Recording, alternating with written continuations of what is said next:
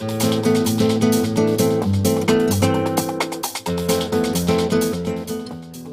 guys, this is Gary here with Private Illustrator Design, doing another project today. I'm at the Blue Iguana here in Beaverton, Oregon, and this is going to be a restoration project.